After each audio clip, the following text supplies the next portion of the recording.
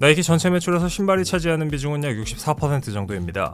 빈지노가 나이키 슈즈를 외친 이유가 있었네요.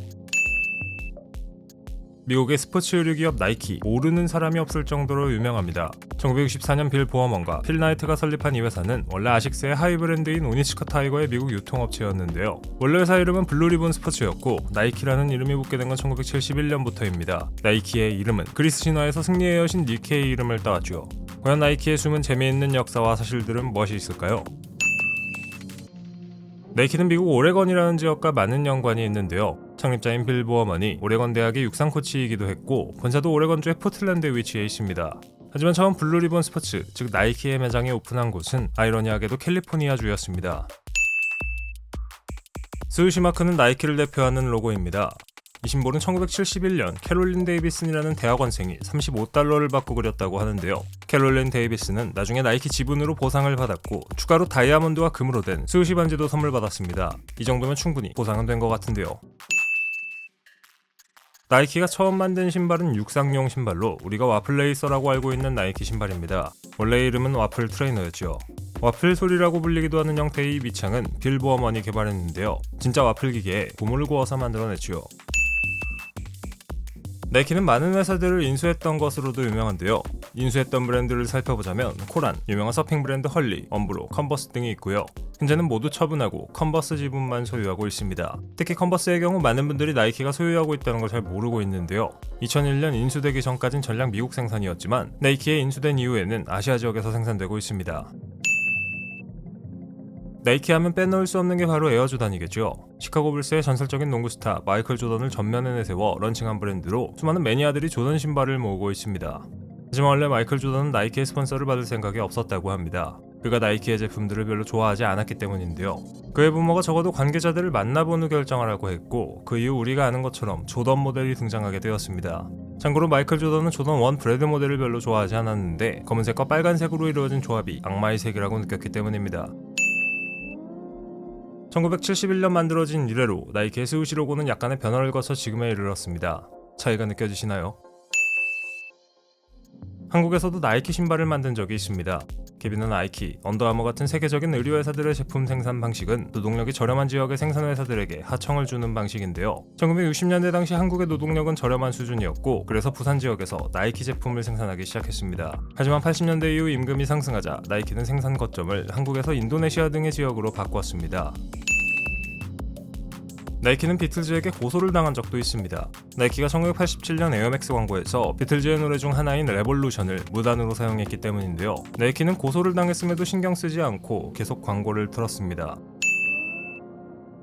나이키는 스타들과 운동선수들을 통한 미디어 노출 마케팅을 진행하고 있죠. 이 마케팅 방식은 1972년 시작되어 현재까지 이어지고 있는데요. 나이키를 입고 경기장에 났던 첫 번째 선수는 일리엔 아스테스라는 루마니아의 테니스 선수였습니다.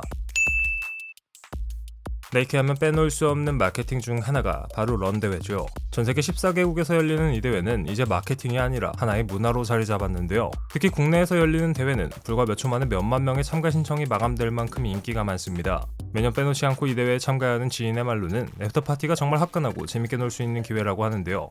저도 한번 꼭 가보고 싶네요.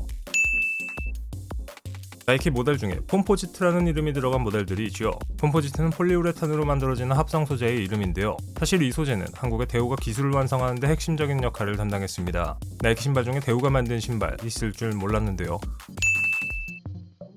영화 백투더퓨처에 등장한 에어맥 신발 하나로 나이키는 어마어마한 마케팅 효과를 거뒀죠.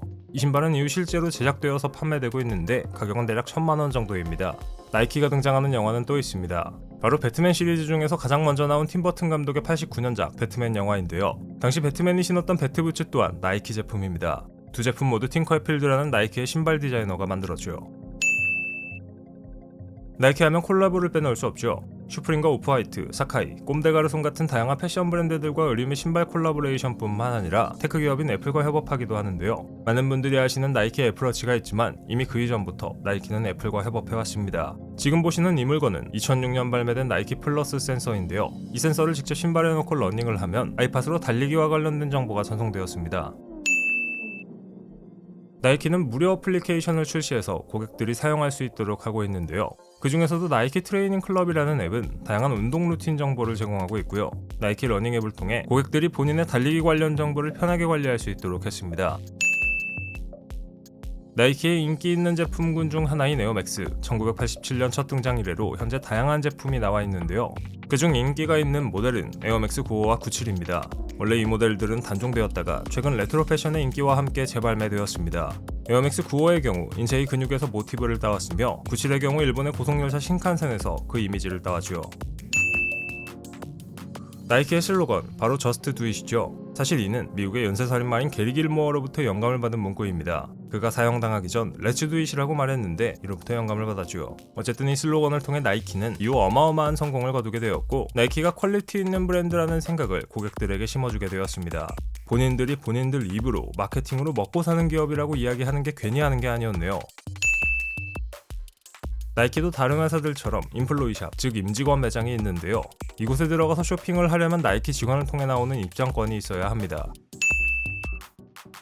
나이키 하면 아디다스 이야기를 빼놓을 수가 없죠. 나이키의 강력한 라이벌이자 2인자로서 아디다스는 나이키를 이기기 위해 다양한 노력을 해왔습니다. 2000년대 초반까지만 하더라도 아디다스는 나이키와 비슷한 수익을 내었지만 2006년에서 2010년을 거치면서 나이키가 이지1을 발매하는 등 수익성에서 앞지르기 시작했고 아디다스는 제자리 걸음 수준에 그쳤습니다. 이후에는 나이키가 1위 자리를 굳혔는데요. 2018년 기준 미국 시장 내에서 신발 판매 수익이 나이키는 대략 220억 달러, 아디다스는 대략 120억 달러 정도로 대략 1.5배 정도 차이가 납니다.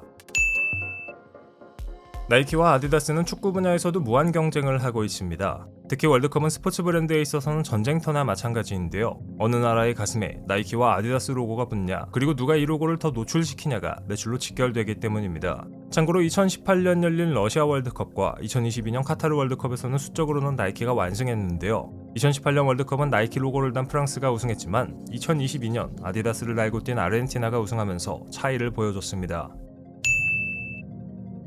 하지만 이런 나이키도 최근 들어 매출이 감소하고 있다며 울상을 짓고 있죠. 주가는 계속 하락세를 그리고 있습니다. 관세 문제와 중국 시장 축소, 소비자 신뢰 하락 등 여러 위협에 직면해 있는데요. 과연 나이키는 앞으로도 운동화와 스포츠용품 분야에서 패권을 차지하며 다시 웃음을 지을 수 있을까요? 과거에 그랬던 것처럼 아마 나이키는 위협으로부터 벗어나 다시 1위 자리를 탈환하게 될 겁니다.